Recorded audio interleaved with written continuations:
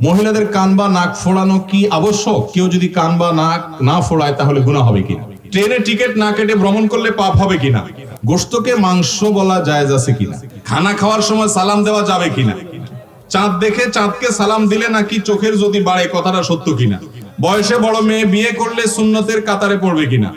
ইসলাম বলে তোমার সামর্থ্য অনুযায়ী বিয়ে করো, আবার ইসলাম বলে তুমি আল্লাহ তোমার সামর্থ্য অনুযায়ী রিজিকের ব্যবস্থা করে দিবে। এ বিষয়ে কিছু বলেন। এরপরে প্রশ্ন হলো, আমি জেনারেল পড়ুয়া ছাত্র, পড়াশোনার পাশাপাশি কোরআনের ভাষা বোঝার জন্য আরবি ব্যাকরণ শেখার প্রতি প্রবল আগ্রহী। প্রাথমিকভাবে আমি কিভাবে শুরু করব? এরপরে প্রশ্ন হলো, মহিলাদের তালিম কি জায়েজ আছে? এই বিষয়ে একটু বলেন। কেবলার দিকে মলমূত্র ত্যাগের বিধান কি? আমাদের বিয়ে হয়েছে বেশি দিন হয়নি, এক সময় ভালোই মিল মোহাব্বত ছিল, সম্প্রতি মনোমালিন্য লেগেই থাকে, কোন আমল বলে দিবেন কি? এরপরে প্রশ্ন হলো, অমুক দিনে রমজান শুরু হবে এই কথা জানিয়ে দিলেই জান্নাত? হলো, মানুষ নামাজ পড়তে চায় না, কিয়ামতে তাদের কি অবস্থা হবে? নারীরা নামাজ পড়তে চায় না, তাদের কি অবস্থা হবে কিয়ামতের দিন? ভাই, বেনামাজি যারা হবে এই লোকগুলো আমাদের এই সমাজে, বিশেষ করে বেনামাজিদের আবার একটু ওই যে চোরের মায়ের বড় গলার মতো একটু, এরা দেখবেন জোর দিয়া বলে নামাজ না পড়লে কি হয়েছে, ঈমান আছে। নামাজি ব্যক্তিকে শুনবেন না কোনোদিন এটা বলতে যে আমি আলহামদুলিল্লাহ নামাজ পড়ি, আমার ঈমান আছে, এরকম শুনছেন কখনো? কিন্তু বেনামাজিরই শুনবেন যে নামাজ না পড়লে কি হয়েছে, ঈমান আছে। ওই যে কয় না, চোরের মায়ের গলা একটু বড়, ব্যাপারটা এরকম। দেখেন, নামাজ না পড়লে ইসলামে তার কোনো হিস্সা থাকে? ওমর রাদিয়াল্লাহু তাআলা বলছেন এটা, লা হাজ্জা ফিল ইসলামি লিমান তারাকাস সালাহ। ভালো করে শুনে রাখেন, যে ব্যক্তি নামাজ ত্যাগ করে ইসলামে তার কোনো হিস্সা নাই। অনেক ইমামদের মতো ইচ্ছাকৃত নামাজ না পড়লে সে ইসলাম থেকে খারিজ হয়ে যায়। ইমাম আবু হানিফা রাহিমাহুল্লাহর মত হলো, আর অনেকে আমার মত হলো, যদি আপনি নামাজ না পড়েন কিন্তু আপনার মধ্যে অপরাধ বোধ কাজ করে, এর ফলে আপনি ইসলাম থেকে খারিজ হবেন না। কিন্তু একজন ইমানদার কখনো নামাজ না পড়ে থাকতে পারে। কুফর এবং শিরকের মাঝে একজন মুসলমানের পার্থক্যের দেয়ালই হলো নামাজ। যে নামাজ পড়ে সে মুসলমান, যে নামাজ না পড়ে নিজেকে সে মুসলমান দাবি করার অধিকার নৈতিকভাবে রাখে না। মুসলমান অন্য যাই করুক না করুক, নামাজটা পড়তেই হবে। এজন্য নামাজের উপরে গাফলতি করা যাবে না। কিয়ামতের দিন অত্যন্ত বড় ধরনের কাফের, নমরুদ, হামান, ফিরাউন, এদের সাথে হাসর হবে বেনামাজিদের। আল্লাহ তাআলা আমাদেরকে নামাজ পড়ার তৌফিক দান করুন। খানা খাওয়ার সময় সালাম দেওয়া যাবে কিনা? ভাই, খানা খাওয়ার সময় সালাম দেওয়া যাবে কিনা? আমাদের দেশে অনেকে বলে খানা খাওয়া আর নামাজ পড়া সমান। শুনছেন নি এই হাদিস আপনারা? এটা হলো জাল হাদিস। খানা খাওয়া আর নামাজ পড়া সমান, মানে নামাজেও সালাম দেয় না, খানায়ও সালাম দেওয়া, এটা ভুল কথা। খানা খাওয়া অবস্থাতে সালাম দিতে পারেন, যিনি খাচ্ছেন তিনিও জবাব দিতে পারেন, কোনো অসুবিধা নাই। তবে লক্ষ্য রাখতে হবে যে ব্যক্তি মনে করেন কথার কথা বেচারা এখন লোকমা নিচ্ছে আর কি, তো একটু সবর করেন কয়েকটা সেকেন্ড, যে খায়া নে গিলা ফেলা, এমন টাইমে সালাম দিলেন বেচারা মুখের ভিতরে খানা দিয়া, একটা বিব্রতকর পরিস্থিতি। একটু সবর করেন, আগে পরে দেন, কিন্তু খানা অবস্থাতে সালাম দেওয়াও যাবে, নেওয়াও যাবে। খানা অবস্থায় কথাবার্তা বলা যায় কি যায় না? অনেকে বেশি বকবক করতে থাকে, এই জন্য অনেক মুরব্বী জাল হাদিস বানায় নিছে, নামাজ পড়ার সময় তো খামা, অত বেশি কথা বলা যাবে না। এটা ভুল কথা। তবে হ্যাঁ, অহেতুক অপ্রয়োজনে খেতে বসে অনেক বেশি কথা বলা, এটা স্বাস্থ্যের জন্য ভালো না, শরীয়ত দৃষ্টিকোণ থেকে প্রশংসনীয় না। কিন্তু দু চারটা দরকারি কথা অথবা সালাম আদান প্রদান করাতে কোনো অসুবিধা নাই। চাঁদ দেখে চাঁদকে সালাম দিলে নাকি চোখের জ্যোতি বাড়ে, কথাটা সত্য কিনা? চোখের জ্যোতি বাড়ার জন্য চাঁদ দেখে চাঁদরে কি দেয়? সালাম দেয়। কত কুসংস্কার যে আমাদের দেশে আছে আল্লাহ তাআলা জানে। চাঁদ দেখার পর দোয়া পড়বেন, আল্লাহুম্মা আহিল্লাহু আলাইনা বিল আমনি ওয়াল ঈমান ওয়াস সালামাতি ওয়াল ইসলাম। কোন riwayat আছে বিল ইউমনি ওয়াল ঈমান। এটা হলো চাঁদ দেখার দোয়া, রব্বি ওয়া রব্বুকাল্লাহ। এভাবে দোয়া পড়বেন। কোন সালাম কালাম চাঁদকে দেওয়া, মানুষে সালাম দেন না, আপনি চাঁদরে সালাম দিয়ে বেড়াইতেছেন। সালাম দিবেন কাকে? মানুষকে। কোন চাঁদকে সালাম দেওয়ার নির্দেশ ইসলাম আমাদেরকে দেয় নাই। বয়সে বড় মেয়ে বিয়ে করলে সুন্নতের কাতারে পড়বে কিনা? কোন ছেলে যদি কোনো মেয়েকে বিয়ে করে, সে মেয়ের বয়সটা নিজের চাইতে বয়সে বেশি এরকম, অথবা যদি কোনো মেয়ে বিধবা হয়, তাকে বিয়ে করে, তালাক প্রাপ্তা, কিন্তু ভালো মানুষ, তার কোনো দোষ নাই, জামাই হয়তো, স্বামী হয়তো জালেম ছিল, তাহলে এরকম মেয়েকে বিয়ে করলে অনেক বড় সওয়াব হবে। আমাদের সমাজের কিছু অনাচার আছে। একটা বড় অনাচার হলো, কোন মেয়ে তালাক প্রাপ্তা হলে, বিধবা হলে, যুবক বিয়ে করতে চাইলেও যুবকের মা বাপ বিয়ে করাইতে রাজি না। সমাজের মানুষ সেটাকে খারাপ মনে করে, আছে না নাই? অথচ একজন বিধবা নারী, তাকে যদি আপনি বিবাহ করেন এই জায়গা থেকে যে তার আশ্রয় দরকার আছে, তাহলে সেক্ষেত্রে এই বিবাহের কারণে, এই স্যাক্রিফাইসের কারণে, এই সহায়তামূলক মানসিকতার কারণে আপনার সওয়াব আরো অনেক বেশি হবে। নারীবাদী যারা নিজেদেরকে নারীবাদী বলে দাবি করে তাদেরকে দেখবেন এরা আসলে নারীবাদী না, এরা হলো শুধু তরুণীদের জন্য, বয়সে কম সুন্দরী মেয়েদের জন্য তাদের সমস্ত আয়োজন।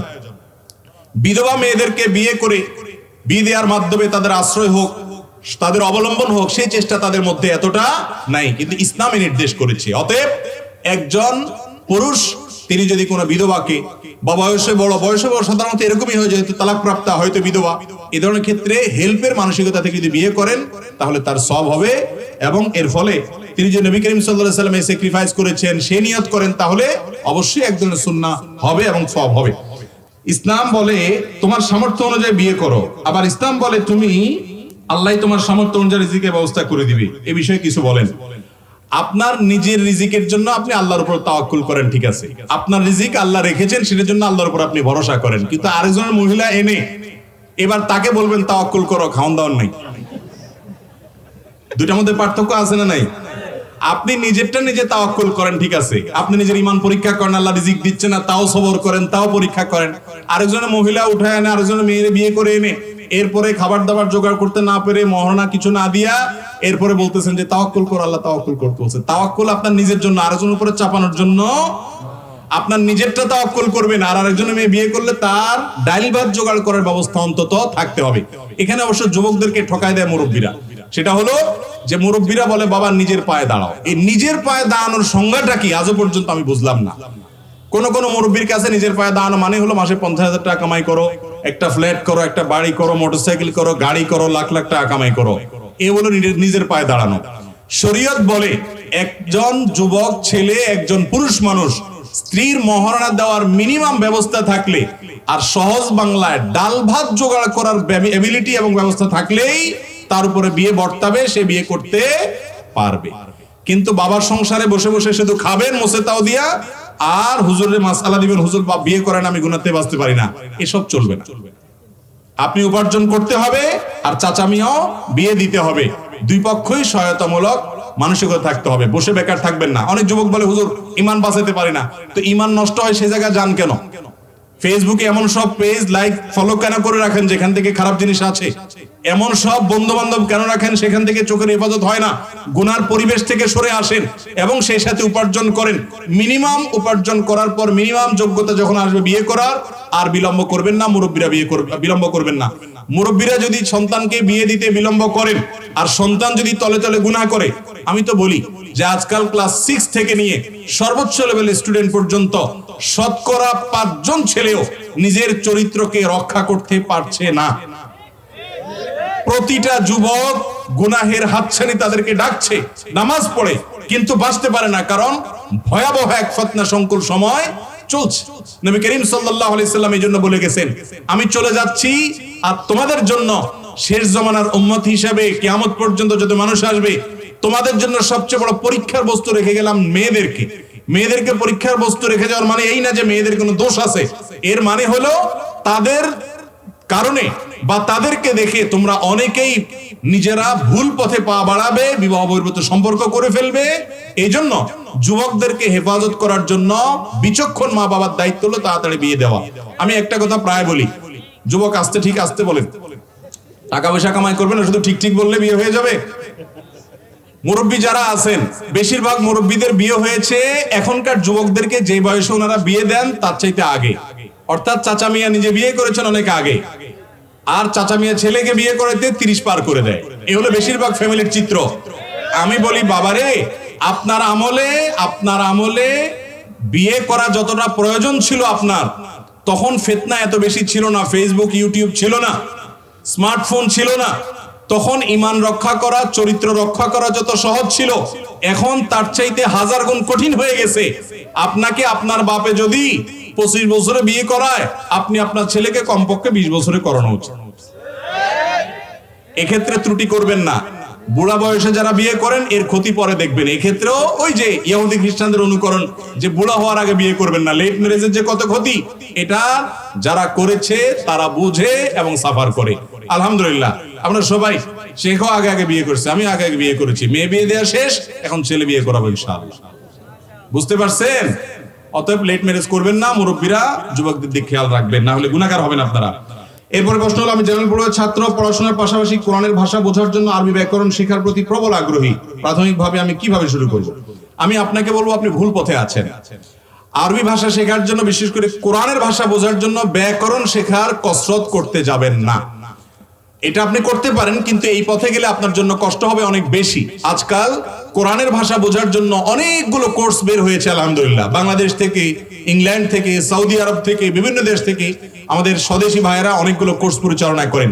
এই সমস্ত কোর্সগুলোতে আপনারা ইনভলভ হয়ে যেতে পারেন। লন্ডন থেকে বোঝা ডক্টর আবুল কালাম আজাদ, তিনি সাফিরুল কোরআন করেন। আবার আমাদের এস এম নাহিদ হাসান নামে একজন ইঞ্জিনিয়ার, তিনি একটা কোর্স করেন। মুখতার ভাই একটা কোর্স করেন। ডক্টর মঞ্জুরুল্লাহর কোর্স আছে, আরো অন্যান্য ওলামা ইকরামের কোর্স আছে। এই সমস্ত কোর্সগুলোর মাধ্যমে আপনি আরবি ভাষা, বিশেষ করে কোরআনের ভাষা শেখার জন্য চেষ্টা করতে পারেন। অনেক সহজ আলহামদুলিল্লাহ। ব্যাকরণ শিখে যদি আরবি শিখতে চান, তাহলে আপনাকে 2 থেকে 3 বছর সময় হাতে নিয়ে জার্নি শুরু করতে হবে।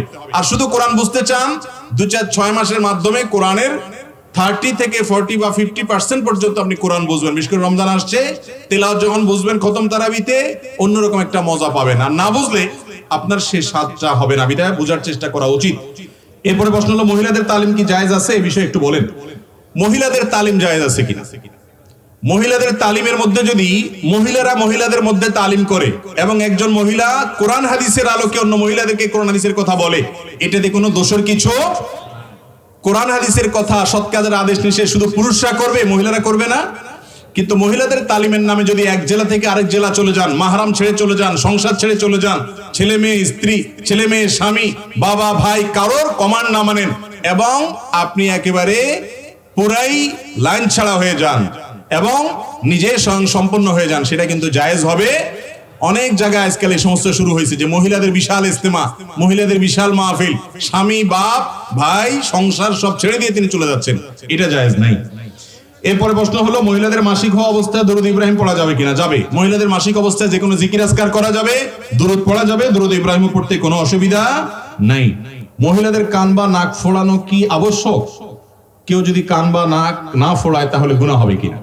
মহিলাদের জন্য কান বা নাক ফোড়ানো এটা কোনো ফরজ বা ওয়াজিব নয়, অথবা এটা করতে হবে এমন কোনো আবশ্যক বিষয়ও নয়। তবে সাহাবায়ে কেরামের মধ্যে, খোদ নবী করিম সাল্লাল্লাহু আলাইহি সাল্লামের পরিবারের মহিলাদের মধ্যে এবং তখনকার যুগের নারীদের মধ্যে নাক কান ফোড়ানোর প্রচলন ছিল, যার কারণে কোন নারী তার সৌন্দর্যের জন্য, অলংকার পরার জন্য এটা ব্যবহার করতেই পারে। বরং এর মাধ্যমে নারীর নারীত্ব ফুটে ওঠে।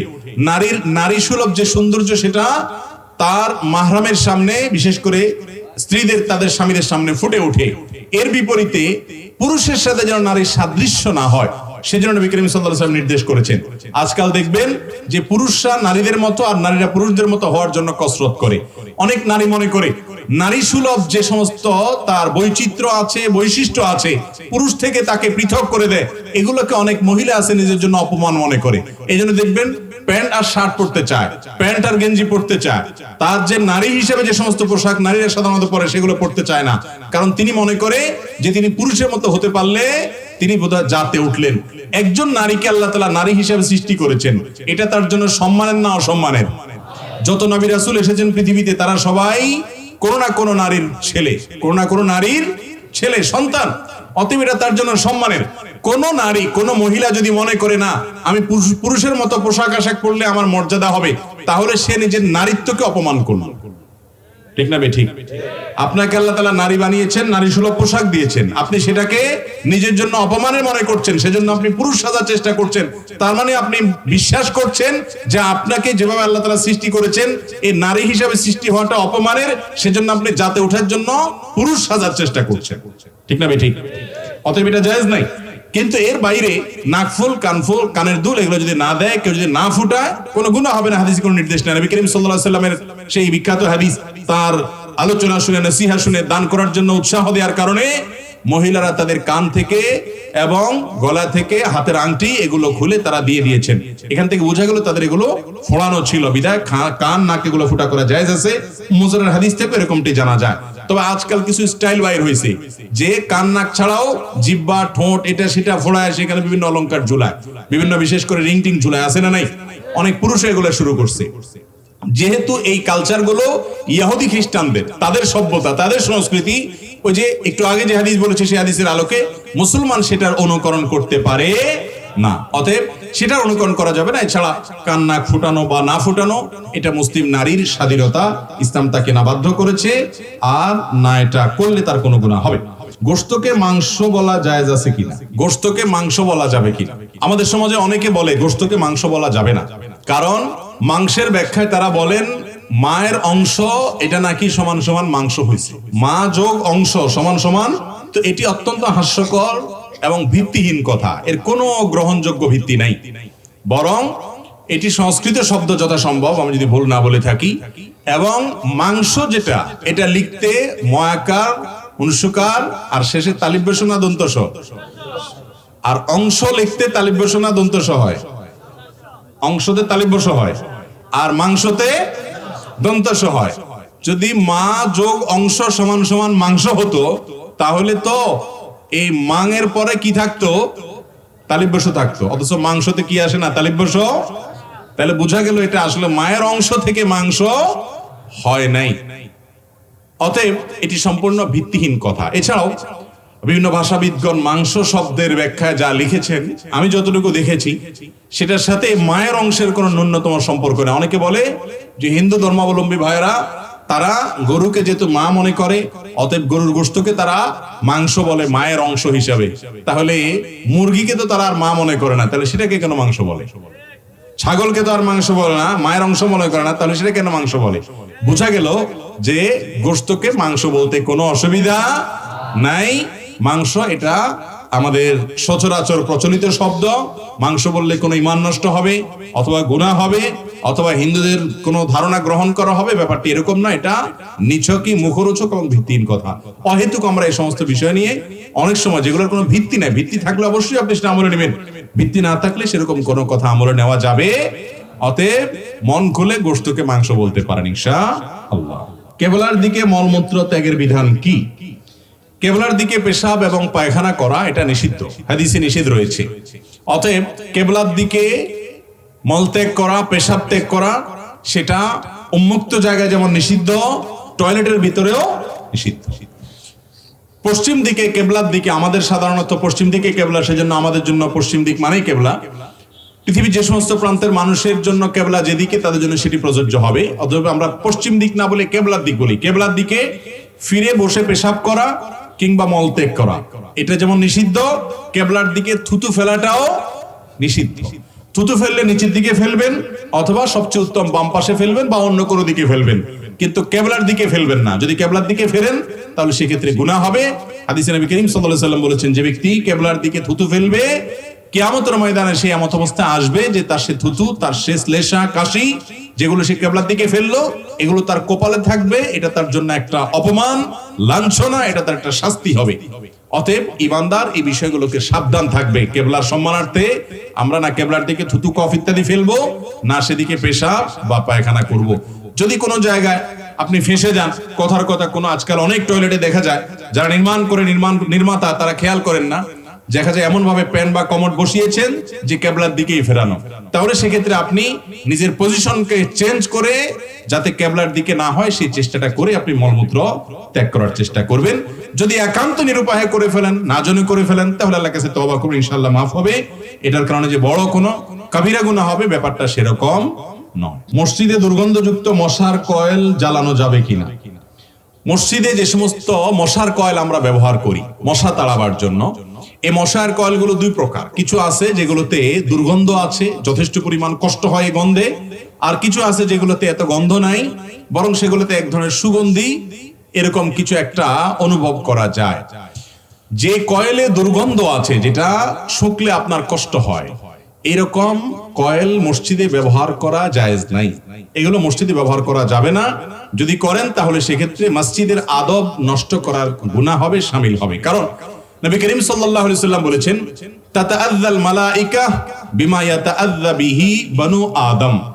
মানুষ যে সমস্ত কারণে কষ্ট পায়, যেগুলোর গ্রানে, যেগুলোর দুর্গন্ধে মানুষের কষ্ট হয়, ওই সমস্ত বস্তুর দুর্গন্ধে ফেরেশতাদেরও কষ্ট হয়। অতএব মসজিদে যদি দুর্গন্ধ থাকে সেটা মানুষের যেমন কষ্টের কারণ হয়, আল্লাহর ঘর মসজিদে অনেক ফেরেশতারা থাকেন, তাদেরও কষ্ট হয়। এই জন্যই কাঁচা পেঁয়াজ খেয়ে নবী করিম সাল্লাল্লাহু আলাইহি ওয়াসাল্লাম সরাসরি মসজিদে আসতে নিষেধ করেছেন। কাঁচা পেঁয়াজ খেলে মুখের দুর্গন্ধ দূর করে তারপরে মসজিদে আসার নির্দেশ করেছেন। কেন? কারণ এতে ফেরেশতাদের কষ্ট হয়। বিধায় কয়েল যদি জ্বালান আর সেখানে যদি দুর্গন্ধ থাকে তাহলে সেক্ষেত্রে এটি মানুষেরও কষ্টের কারণ, ফেরেশতারও কষ্টের কারণ, সেজন্য এটা জ্বালানো জায়েজ নাই। তবে কয়েলের বিকল্প যেগুলো আছে, অন্য কোনো পদ্ধতি আপনি মশা তাড়ানোর জন্য ব্যবহার করতে পারেন। এছাড়াও আরেকটা সমস্যা হলো, অনেক সময় দেখা যায় কয়েলের দুর্গন্ধের কারণে অনেকের শ্বাসকষ্ট হয়, অনেকের অসুবিধা হয়, বিধায় অন্য কারোর অসুবিধা হয়, সেরকম কাজ করাও জায়েজ নাই। শুকরিয়া স্বরূপ বা শুধু দোয়ার জন্য কি সিজদা করা যাবে?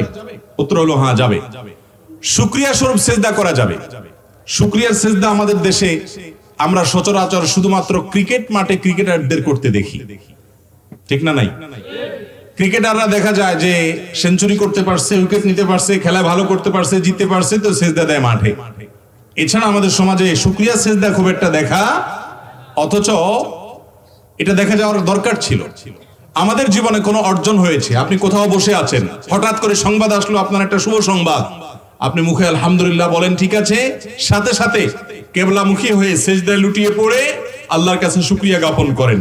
এই সিজদাতুল শুকর এটা আমাদের সমাজে আজকাল নাই। সিজদাতুল শুকর দেওয়ার জন্য নিয়ম হলো আল্লাহু আকবার বলে সিজদা দিবেন। আব্দুল্লাহ ইবনে ওমর রাদিয়াল্লাহু তাআলা আনহু থেকে বর্ণিত হয়েছে, সিঙ্গেল সিজদা দেওয়ার ক্ষেত্রে নবী করিম সাল্লাল্লাহু আলাইহি ওয়াসাল্লাম এই পদ্ধতি অবলম্বন করতেন। আল্লাহু আকবার বলে সিজদা যাবেন, সিজদা গিয়ে সুবহান রাব্বিয়াল আলা তাসবিহ নিবেদন করবেন, আল্লাহর পবিত্রতা বর্ণনা করবেন, এরপরে উঠে যাবেন, সিজদা কমপ্লিট হয়ে গেছে। এই সিজদার জন্য ওযু লাগবে কিনা? এই ক্ষেত্রে সমকালীন আরব উলামা ইকরামের অনেকে এবং আগের অনেক উলামা ইকরাম, ফোকাহ ইকরাম বলেছেন এটার জন্য ওযু লাগবে না।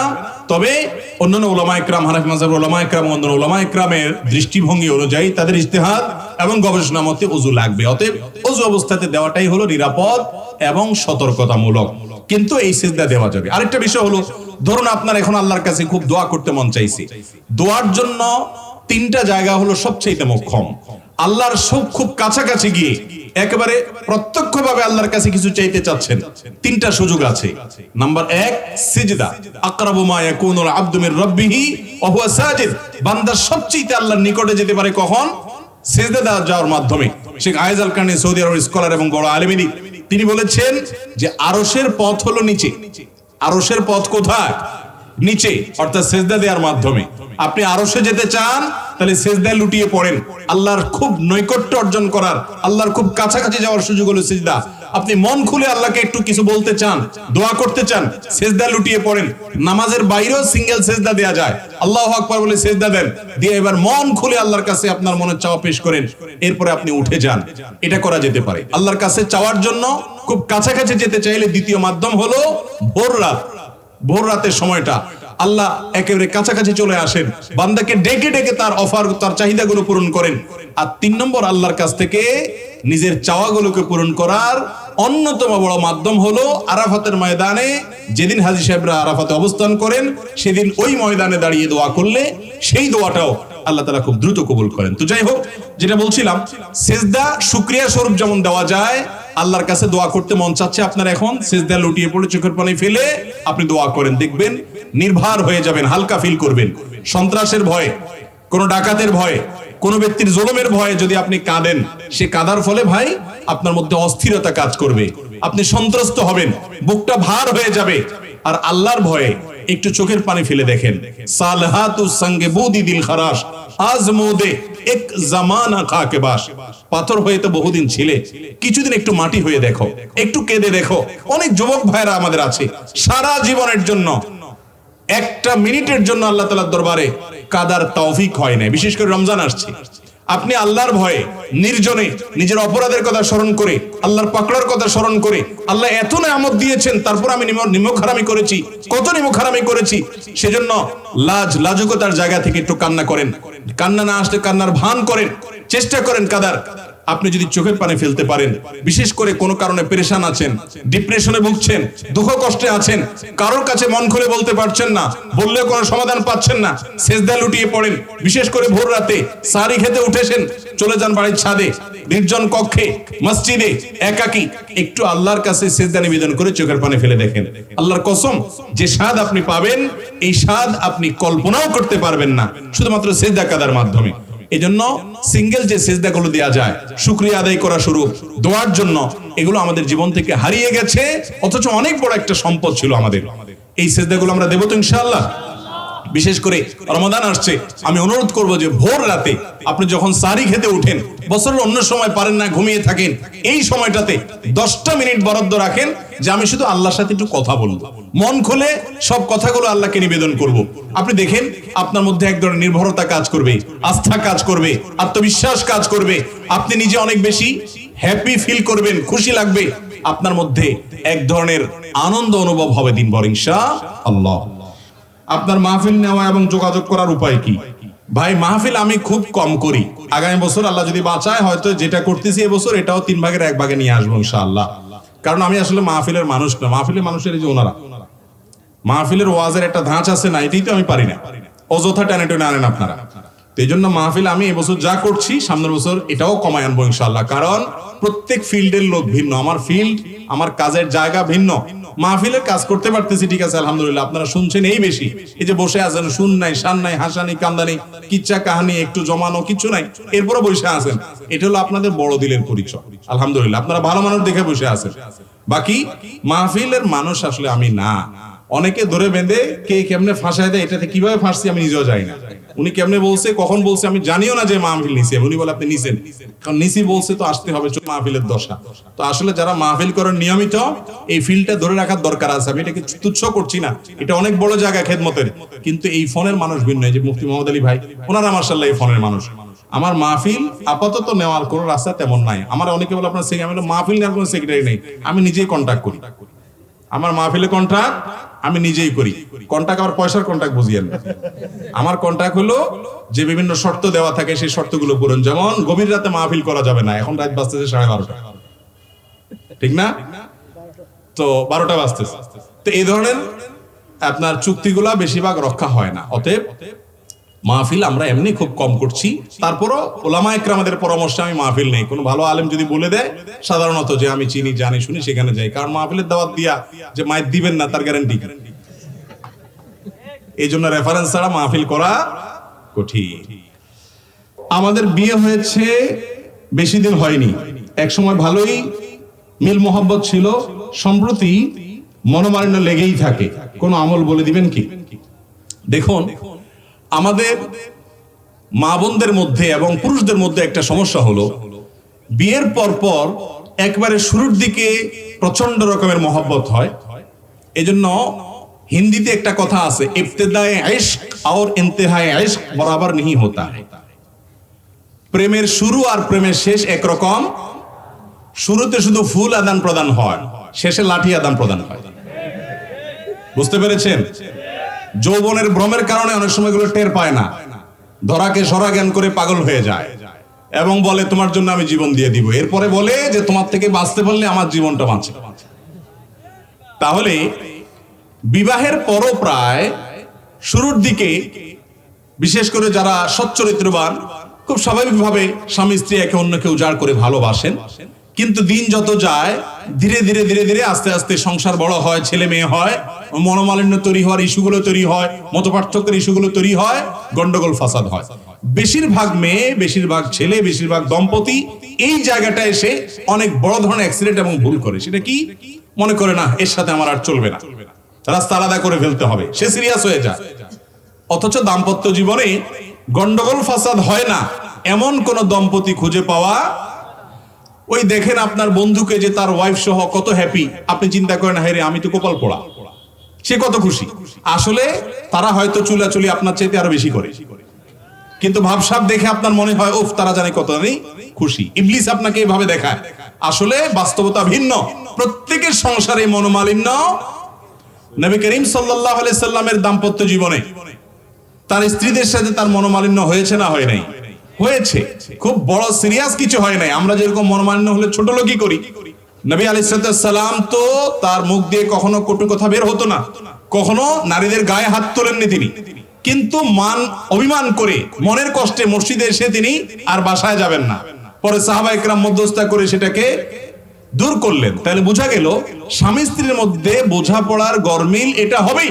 বিশেষ করে বিবাহের একদম শুরুতে তো মহব্বত অনেক উতরাবে, ইবতিদায়ে প্রেমের শুরুতে যেরকম থাকে ওরকম থাকবে, কিছুদিন গেলে আস্তে আস্তে আস্তে এবার একটু টুনটান টুনটান লাগবে, গন্ডগোল হবে, ফাসাদ হবে, তুমুল আকারে সেটা বিশ্বযুদ্ধের আকারও ধারণ করতে পারে।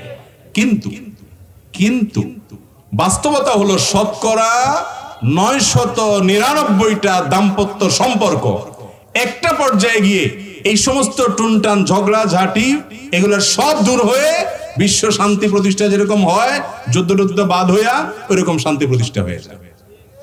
অনেক দম্পতি এটা বোঝে না, মেয়েদেরকে শয়তান উস্কায়, বলে যে এমনকি তার বান্ধবীরা অনেকে উস্কায়। অনেক পুরুষ আছে মানুষরূপী শয়তান, দেখতে মানুষের মতো, এটা আসলে ইবলিসের কাজ করে। সে আয়েশা বলে, যাহারে তোমার মতো মেয়ের জীবনটা শেষ করে দিলা এই একটা মানুষের সাথে। আহা, তোমার জীবনে কত কত ভালো ছেলে মেলার কথা, অজাগায় তোমার বাপ মা বিয়ে দিয়ে দিছে, দিলনি তারে উস্কায়। আবার একই কথা ছেলে কেউ বলে।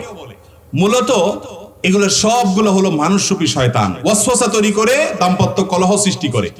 আমি সে সমস্ত দম্পতিকে বলতে চাই যাদের মধ্যে মনোমালিন্য আছে, স্বামী স্ত্রীর মধ্যে বোঝাপড়া নাই, ঝগড়াঝাটি লেগে থাকে, গন্ডগোল হয়ে থাকে, আমি বলবো সময় পার করেন, জাস্ট সময় পার করেন। বিশেষ করে মা বোনদেরকে বলি, মুসলিম পরিবারের মহিলারা এত বড় রাজা, এত বড় রানী এবং এত বড় রাজত্ব তারা করে, এত দাপট তাদের, শুধু একটু সময়ের অপেক্ষা লাগে।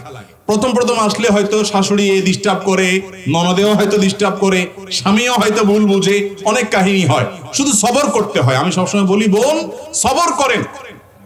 একটা দুইটা বাচ্চা হয়ে গেলে এই বাচ্চাগুলো যখন আস্তে আস্তে বড় হবে তখন কিন্তু মনে করলেন আপনার বাহিনী তৈরি হচ্ছে। এই বাচ্চা তো না, এগুলো কি বাহিনী। এগুলা মায়ের পক্ষে যাবে না বাপের পক্ষে যাবে? কোনো সন্দেহ আছে? বাচ্চারা সব কার পক্ষে যাবে? বেশিরভাগ মায়ের পক্ষেই।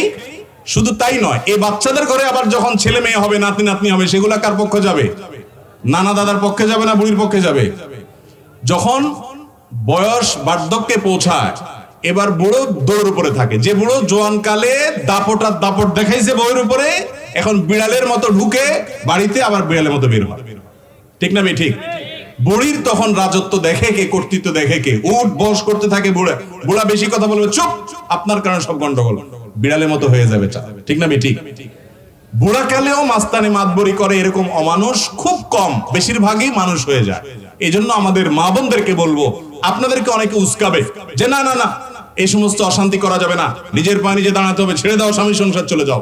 হ্যাঁ, ইন্ডিভিজুয়াল কোনো কেস, অমানুষ আছে, তার কাছ থেকে ভালো কিছু আশা করা যায় না, সবর করা যায় না, তাহলে সেক্ষেত্রে আপনি পরামর্শ করে বিচ্ছেদের সিদ্ধান্ত নিতে পারেন, কিন্তু সেটা হতে হবে বিচক্ষণতার সাথে। দাম্পত্য জীবনে মাঝামাঝি পর্যায়ে এসে নদীর মাঝখানে আসলে যেরকম ঢেউ থাকে, উত্তাল তরঙ্গ থাকে, ওইরকম গন্ডগোল ফাসাদ প্রত্যেকটা ফ্যামিলিতে হয়। অস্থির হবেন না, একটু সবর করেন, সময় পার করেন। নদীর এই পাড়ে যেরকম সুখ, ওই পাড়ে যেরকম সুখ, মাঝে যেরকম ঢেউ, উত্তাল তরঙ্গ। দাম্পত্য জীবনের শুরুতে থাকে প্রেম, শেষে থাকে প্রেম, থাকুক আর না থাকুক বুড়া সাইজ হয়ে যায়, শুধুমাত্র মাঝখানে একটু সবর করতে হবে। কথা কি বুঝাতে পারছি? বেশিরভাগ যুবক মানুষ বিয়ের পরেই একটু টুনটান হইলো আর যুদ্ধ বিগ্রহ বাধাই দিলেন, তালাক তুলাক দিয়া এরপরে যায়া চোখের পানি ফেললেন, কোনো কাজ হবে না। বিদায় সাবধান থাকতে হবে। এবং দাম্পত্য জীবনের শান্তির মূল মন্ত্র হলো সবর। সবর ছাড়া দাম্পত্য জীবনের শান্তি কখনো আসবে? সবর থাকতে হবে। আল্লাহ আমাদেরকে সবর করার তৌফিক দান করুন। ছেলেরা লম্বা চুলে অনেক সময় ব্যান বা রাবার ব্যবহার করে, এ সম্পর্কে কোরআন হাদিস কি বলে? মৌলিক কথা হলো, নবী করিম সাল্লাল্লাহু আলাইহি ওয়াসাল্লাম বলেছেন, লানাল্লাহুল মুতাশাব্বিহিনা মিনার রিজালি বিন নিসা, ওই ছেলেদের প্রতি আল্লাহর লানত নাজিল হয় যেই ছেলেরা মেয়েদের বেশ ধরে, আর ওই মেয়েদের প্রতি আল্লাহর লানত বর্ষণ হয় যারা ছেলেদের বেশ ধরে।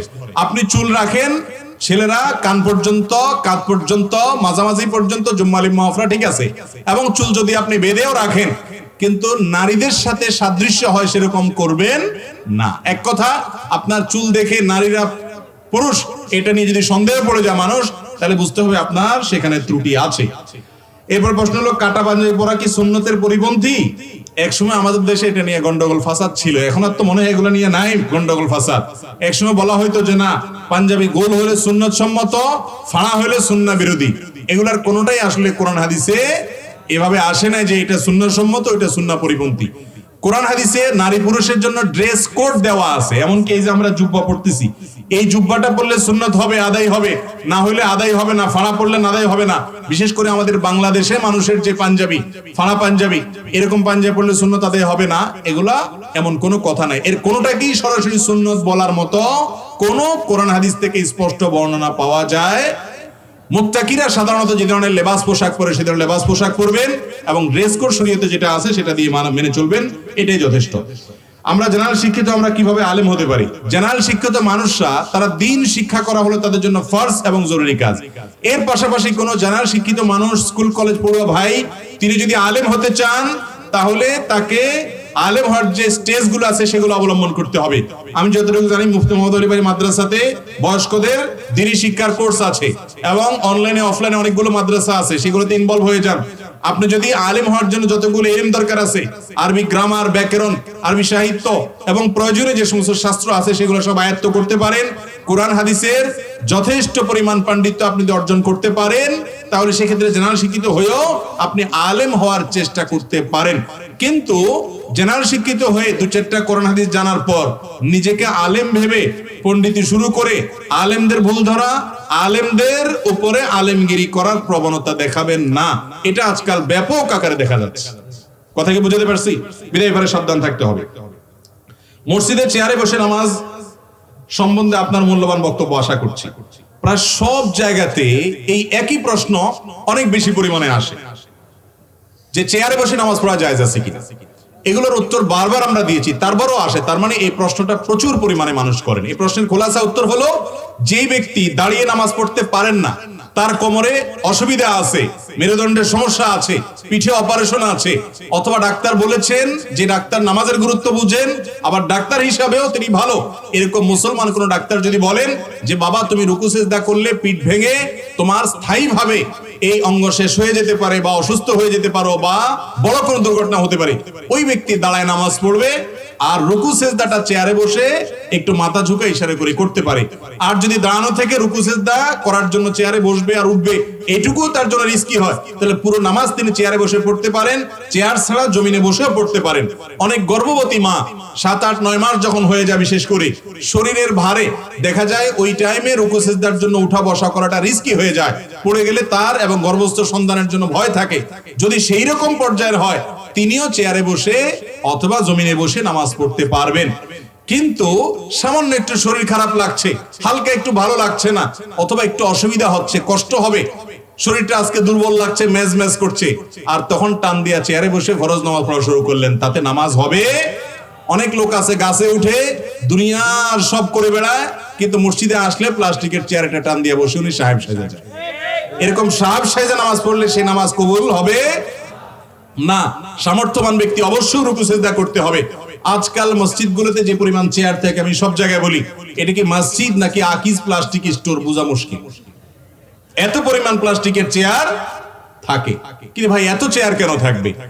আজ থেকে 10 বছর 5 বছর আগে মসজিদে এত চেয়ার ছিল? তার মানে এত কোমর ব্যথা রোগী ছিল। এখন এত কোমর ব্যথা রোগী কোত্থেকে আসছে? হয়তো রোগের পরিমাণ বেড়েছে, হতে পারে, কিন্তু আমাদের অনেকে জেনে জেনে কারণে চেয়ারে বসে নামাজ পড়া শুরু করে দেয়, সেটাও সত্য। অতএব সাবধান থাকতে হবে। এরপর প্রশ্ন হলো, মাতা পিতার মৃত্যুর পর সম্পত্তির ভাগ ছেলে ও মেয়ের কাছে কিভাবে দেয়া হবে? মা বাবার মৃত্যুর পর মা অথবা বাবা যিনি হন না কেন, তার পরিত্যক্ত সম্পদ যেগুলো রেখে যাবেন, এগুলা ছেলেরা এবং মেয়েদের মধ্যে বন্টন হবে এইভাবে। ধরুন কথার কথা, একজন মেয়ে আছে, 2জন ছেলে আছে, তাহলে সেক্ষেত্রে একজন মেয়ে যে পরিমাণ সম্পদ পাবে, একজন ছেলে তার দ্বিগুণ পাবে। ফর এক্সাম্পল, 2 ছেলে 1 মেয়ে আছে, আর কেউ নাই, ওয়ারিসদের মধ্যে আর কেউ নাই ধরেন, বা অন্য কেউ প্রাপক নাই, তাহলে সেক্ষেত্রে সমুদয় সম্পত্তির মূল্য ধরে সেখান থেকে সেটাকে ভাগ করবেন হলো 5 ভাগ। মেয়ে পাবে 1 ভাগ, আর 2 ছেলে পাবে 2 ভাগ, 2 ভাগ 4 ভাগ, তাহলে মোট 5 ভাগ হবে। এইভাবে আনুপাতিক হারে বন্টন হবে। তবে দেখতে হবে অন্য কেউ আছে কিনা, কারণ অন্য কোনো লোক থাকলে তাদেরও ভাগ থাকতে পারে। যিনি মারা গেছেন তার মা থাকলে তিনি ভাগ পাবেন, তার স্ত্রী থাকলে তিনি ভাগ পেতে পারেন, স্বামী থাকলে, তার ভাই থাকলে অন্য কারো ভাগ থাকতে পারে। বিশদ জানতে হবে। এগুলো শর্টকাট প্রশ্ন উত্তর থেকে সমাধান নেওয়া যাবে না, মৌলিক নীতিমালা জানা যাবে। ছেলে এবং মেয়ের মধ্যে সম্পদের যে ভাগ আছে সেটা ঠিক করে দিবেন। আমি প্রায় সময় বলি, আমাদের সমাজে নামাজি, রোজাদার, হজ আলা, যাকাত দেনেওয়ালা, ওয়াজ করেন না, ওয়াজ শুনেন না, বহুত লোক পাওয়া যায়, কিন্তু বাবা মায়ের সম্পদে বোনের সম্পদ, বোনের হক যতটুকু দেওয়া আছে সম্পূর্ণ হিসেব করে বুঝাই দিয়েছে বা দিবে এরকম প্রতিজ্ঞা করে সেরকম সুপুরুষ, সেরকম ইমানদারের সংখ্যা অনেক কম। বাংলাদেশে যত জমি আছে, জমির দলিলগুলো যারা ঘাটাঘাটি করেন অভ্যাস আছে, একটু দেখেন, অ্যানালাইসিস করেন, এবং এ ব্যাপারে সম্ভবত জরিপও আছে। বাংলাদেশে টোটাল ল্যান্ড বা জমির মালিকানা প্রায় সবগুলো ছেলেদের নামে, মেয়েদের নামে জমির মালিকানা খুবই কম। অথচ মেয়েদের সংখ্যা ছেলেদের চাইতে তো কম না বাংলাদেশে। সেক্ষেত্রে তো মেয়েদের 50%, ছেলেদের মিনিমাম 50% জমিতে নাম থাকার কথা ছিল। এর একমাত্র কারণ হলো যারা দিনদার নামাজ কালাম পড়ে তারাও বোনের হকটারে গুড়ায় গাড়ায় খেয়ে ফেলে। গুড়ায় গাড়ায় খাওয়া বুঝেন? গুড়ায় খায় কেমনে? যেমন কথার কথা, বোনকে ডেকে আনে, আইনা বলে, বোন এখন বাবা তো দুনিয়া থেকে চলে গেছেন, আল্লাহ নিয়ে গেছে, তার সম্পদ এগুলো রাখছে, কোরআন হাদিস অনুযায়ী তো তোমার আসলে এরকম পাওনা হয়, এখন আল্লাহ তো তোমাদেরকে অনেক দিছে, এখন আমাদের তো যে ভাইদের অবস্থা দেখতেছো, তারপরও আমরা তোমাদেরকে দিয়ে দিতে চাই, তোমরা কি বলে? এমন একটা সিন ক্রিয়েট করে বোন তখন বাধ্য হয়ে বলতে, ভাই থাক থাক, লাগবে না, আপনি রাখিয়ে দেন, আমি খুশি আছি। তখন বলে, আচ্ছা আলহামদুলিল্লাহ, এবার 60 টাকা কিনে বোনটা বিদায় দিয়ে দেয়।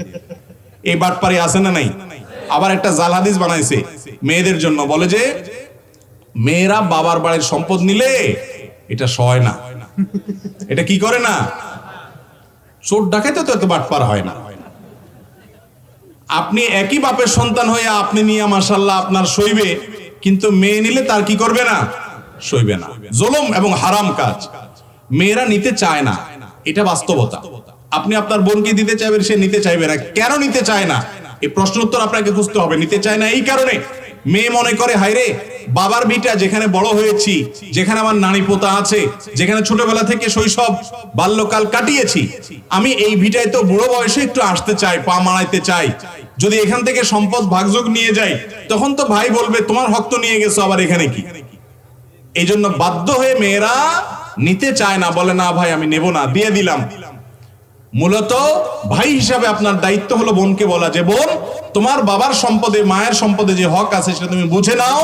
এটা নেওয়ার মানে এই নয় যে আমাদের ভাই বোনের সম্পর্ক শেষ হয়ে গেছে, এই সম্পর্ক চিরকালের। আমি তোমার কাছে যাব, তুমি আমার কাছে আসবে, এটা তোমার বাবার ভিটা। এবং ভাগ এখানে বিশেষ করে আসার এবং বেড়ানোর অধিকার ভাইয়ের কাছে বোনের আজীবনের জন্য আছে, এরকম সুযোগ করে দিতে হবে। চেষ্টা করবো তো আমরা ইনশাআল্লাহ। বোনরা নিতে চায় না, এটা আমাদের নিজেদের কাহিনী। অনেক বাপ মা আছে তারা নিজেরাই এই হারামের পথ খোলেন, নিজেরাই হারাম খান এবং হারাম খাওয়ান। মরার আগ দিয়া মেয়েগুলারে ছেলেগুলারে ডাক দিয়া বলে, দেখো মা, তোমাদেরকে তো আল্লাহ অনেক দিছে, এখন তোমাদের ভাইরা তো দেখো এদেরকে তো আল্লাহ দেয় নাই, তো এখন তোমরা কি বলো? তো বাপ মার সামনে মেয়ে আর কি বলবে? এই সমস্ত সিন ক্রিয়েট করবেন না, এগুলো হারাম এবং গুনাহের কথা। মেয়েদের হিসাব পাই পাই করে বুঝাই দিবেন। মোহরের ক্ষেত্রে মেয়েদের সাথে বাটপারি করেন, ধরেন 10 লাখ, এরপর বাসরাতে বলেন যে দেখো ইটালির ভিসা তো আইসাই যাচ্ছে, কত লাগবে তোমার, কিসের 10 লাখ, সবই তো তোমার, এখন তুমি তো মাপ না করে দিলাম, তা আগাইতে পারতেছি না। এবার মেয়েরাও আরো বোকা। তখন মেয়েরা সোজা সরল মানুষ, তারা বলে যে ভাই বা স্বামী দেখো, ভাই বললে তালাক হবে না, কিন্তু বলা হাদিসে নিষেধ আছে, কথার কথা আর কি। মেয়েরাও তো সোজা সরল, বলবে কি যে দেখো তুমি কি বলো এই সমস্ত, তোমার এসব মোহরের টাকা দিয়ে আমি কি করব? তুমি বাঁচিয়ে থাকলে আলহামদুলিল্লাহ। ওই যে মহব্বতের শুরু, ইবতিদাই ইশক বললাম না, যে প্রেমের শুরুতে উতরায়, তো মহব্বতের চোটে ছেড়ে দেয়, দিল আর কি, শেষ। ছেলে তো বাটপারি করে, সিন ক্রিয়েট করে, ইতালির স্বপ্ন দেখায়া মহারণা মাপ নিয়ে নিছে, শেষ। আমাদের সমাজে মেয়েরাও কি সোজা সরল। আপনারা জানেন আমাদের নবী করিম সাল্লাল্লাহু আলাইহি ওয়াসাল্লামের কন্যা ফাতেমা রাদিয়াল্লাহু তাআলা আনহার সাথে আলী রাদিয়াল্লাহু যখন বিয়ে ঠিক হয়েছে, উনি নিজে নবী করিম সাল্লাল্লাহু আলাইহি ওয়াসাল্লামকে বলেছেন যে আমার মোহরটা আমি আগে বুঝে নিতে চাই। মোহর বুঝে নেওয়ার জন্য দাবি করেছেন। নারীকে কি অধিকার দিয়েছে ইসলাম, দেখেন।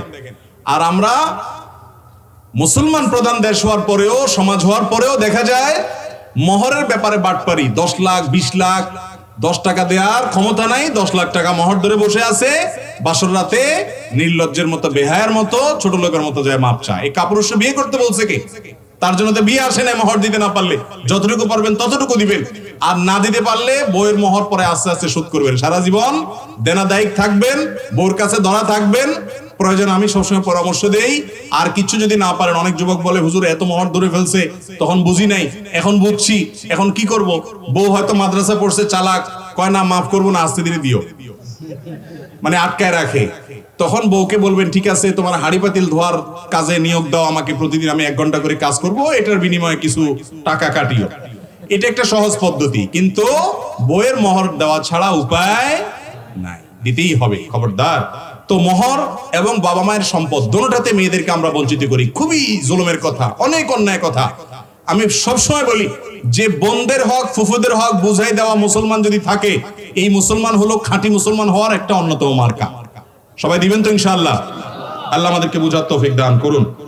ট্রেনের টিকিট না কেটে ভ্রমণ করলে পাপ হবে কিনা? ও এখানে তো রেল স্টেশন কাছেই বোধ হয়। ভাই, ট্রেনে যদি টিকিট ছাড়া ভ্রমণ করেন তাইলে গুনাহটা বরং আরো বেশি হওয়ার আশঙ্কা আছে, কারণ জাতীয় সম্পদ এটা যে চুরি করে সে হয় জাতীয় চোর। জাতীয় সম্পদের চুরি করলে সে কি হয়? আপনারা জাতীয় নেতা শুনছেন, জাতীয় অনেক কিছু শুনছেন, আজ নতুন এক জাতীয় পরিচয় শুনেন, এর নাম হলো জাতীয় চোর। জাতীয় চোর কারা জানেন? সরকারি সম্পদ আত্মসাৎ করে, ঘুষ খায়, দুর্নীতি করে, আর এই টিকটিক করা পাবলিকের মধ্যে যারা ট্রেনে টিকিট করা ছাড়া চড়ে। বুঝতে পারছেন? এই সবগুলা হলো জাতীয়, কারণ জাতীয় সম্পদ চুরি করলে জাতীয় চোর হয়ে যায়।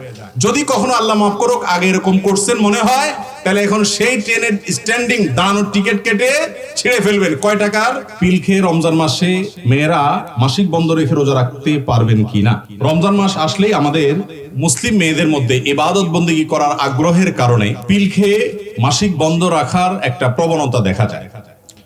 মৌলিকভাবে এটা কোনো নাজায়েজ বা হারাম হবে না যদি সেটি গ্রহণ করার ফলে, সে ঔষধ নেওয়ার ফলে তার শরীরে কোনো বড় ধরনের পার্শ্ব প্রতিক্রিয়া বা ক্ষতিকর কোনো বিষয় না ঘটে। এরকম কোনো আশঙ্কা যদি থাকে যে এই ধরনের মাসিক বন্ধ করার কারণে, ঔষধ সেবনের কারণে, ঔষধ গ্রহণের কারণে পার্শ্ব প্রতিক্রিয়া হবে, ক্ষতিগ্রস্ত হবেন তিনি, তাহলে সেক্ষেত্রে সেটি গ্রহণ করা জায়েজ নাই। যদি বড় কোনো ক্ষতির আশঙ্কা না থাকে, শুধুমাত্র মাসিক বন্ধ রেখে তিনি ইবাদত বন্দেগী করবেন, তাহলে সেটা জায়েজ আছে ইনশাআল্লাহ। তবে স্বাভাবিক অবস্থার উপর যদি তিনি টিকে থাকতে পারেন এবং ঔষধ সেবন না করেন, সেটা হবে ভালো, অধিকতর উত্তম। কারণ মেয়েদের জন্য রমজান মাসে মাসিক হলে সে অবস্থায় রমজানের রোজা ছাড়া আর বাকি যে সমস্ত সাধারণ আমলগুলো আছে, বিশেষ করে জিকির আজকার, দোয়া দুরুদ, দিনী বই পুস্তক পড়া, দিনী আলোচনা করা, দিনী আলোচনা শোনা, এই সমস্ত ইবাদতবন্দেগী করার সুযোগ আছে। আর দ্বিতীয়ত কথা হলো, শারীরিক অসুস্থতার কারণে যদি কোনো ইবাদত কেউ করতে না পারে, নবী করিম সাল্লাল্লাহু আলাইহি ওয়াসাল্লাম বলেছেন ওই ব্যক্তি সুস্থ থাকলে যদি এই ইবাদতটা সাধারণত করে, এরকম অভ্যাস তার থেকে থাকে, তাহলে অসুস্থতা জনিত সময়ে সেই ইবাদত করতে না পারলেও আল্লাহ তাআলা তাকে সেই ইবাদত করলে যে পরিমাণ সওয়াব হতো, সেই পরিমাণ সওয়াব তার অ্যাকাউন্টে জমা দিবে। যেহেতু আল্লাহ তাআলা তাকে সেই পরিমাণ সওয়াব দিবেন, অতএব তার এটার জন্য ওষুধ খেয়ে আলাদা কোনো কসরত করার দরকার নাই। তারপরও মনে মানে না, অতিরিক্ত আবেগের কারণে যদি কেউ এ ধরনের ঔষধ সেবন করে মাসিক বন্ধ রেখে রমজান মাসের রোজা রাখতে চান, সেটা নাজায়েজ বা হারাম হবে না। শর্ত হলো সে ওষুধের কোনো পার্শ্ব প্রতিক্রিয়া বা ক্ষতিকর দিক থাকতে পারবে না, বিশেষ করে যে ক্ষতির কারণে তিনি বড় কোনো ক্ষতির মুখোমুখি হতে পারেন, তাহলে সেটি জায়েজ আছে, না করাটা উত্তম এবং ভালো। রমজান মাসে ফজর নামাজ পরে, ফজর নামাজের পরে যদি স্বপ্নদোষ হয়, তাহলে কি রোজা ভেঙে যাবে? রমজান মাসে ফজর নামাজের পরে আপনি ঘুমাইছেন, যদি স্বপ্নদোষ হয় তাতে রোজা ভঙ্গ হবে, কারণ এটা আপনার ইচ্ছায় না, এটা আপনার ইচ্ছায়। স্বপ্নে আপনি বউয়ের সাথে তুমুল ঝগড়া করেছেন, আরেকজনের সাথে ঝগড়া করেছেন, মারামারি করেছেন, গন্ডগোল ফাসাদ করেছেন, এই একটা জায়গায় যা খুশি তা করছেন, খুশি তো না মানে যা দেখার যা দেখছেন, এর কোনোটার জন্য আপনাকে দায়িত্ব নিতে হবে না। অতএব স্বপ্নদোষ যদি হয় রমজান মাসে দিনের বেলায়, তাতে কোনো অসুবিধা নাই। মানে আবার এটা বুঝেন না যে গোসল করা লাগবে, গোসল ফরজ হবে ঠিকই, অতএব গোসল করতে হবে, কিন্তু আপনার রোজা ভাঙবে না। এরপরে প্রশ্ন হলো, অমুক দিনে রমজান শুরু হবে এই কথা জানিয়ে দিলেই জান্নাত? ফেসবুকে এই ধরনের পোস্ট অনেক বেশি পাওয়া যায় যে অমুক তারিখে রমজান। এই খবরটা যদি আপনি এতজনকে এসএমএস করেন, ইনবক্সে পাঠান, তাহলে সেক্ষেত্রে আপনার জান্নাত হারাম হয়ে যাবে, আপনার জন্য জান্নাত ওয়াজিব হয়ে যাবে। এরকম অনেক কথা আপনারা শুনছেন কি শুনেন নাই? যদি এভাবে আপনি বিভিন্ন মানুষের ইনবক্সে কমেন্ট বক্সে অমুক দিন রমাদান এই সংবাদ দিয়া লিংক দেন বা আপনি মেসেজ দেন, আর আপনার মেসেজ পাইতে মানুষের যদি বিরক্তির কারণ হয়, তাহলে জান্নাতে না যায় বরং জাহান্নামে যাওয়া লাগতে পারে। বুঝেন নাই কথা?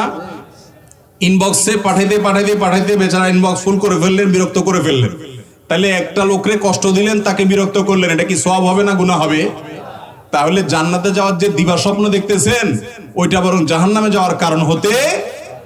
রমজানের সংবাদ আজকাল কেউ কাউকে তো দেয়া লাগে না। সোশ্যাল মিডিয়ার এই যুগে সংবাদ তো মুহূর্তের ভিতরে চাউর হয়ে যায়, বিধায় এই সংবাদ দেওয়ার বিশেষ কোনো প্রয়োজন নাই। কোনো হাদিসে এই কথা বলা হয় নাই যে রমজানের সংবাদ দিলে এই ফজিলত আছে। হ্যাঁ, এটা ঠিক যে আপনি রমজান উপলক্ষে কোনো মানুষ জানে না, তাকে জানাই দিলেন, সেটা ভিন্ন কথা। কিন্তু আজকাল সবাই জানে, আপনি জানা জিনিসটা আবার জানাইতে গেলে বেচারা বিতর্কে বেচারার আপনার বিরক্তের কারণ হবে।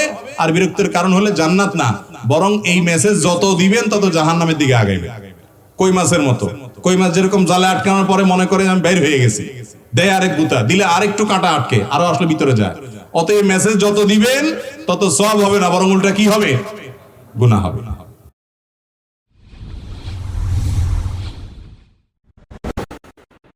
ইউ টার্ন ওয়াজ মিডিয়া, ঘুরে দাঁড়ানোর অঙ্গীকার।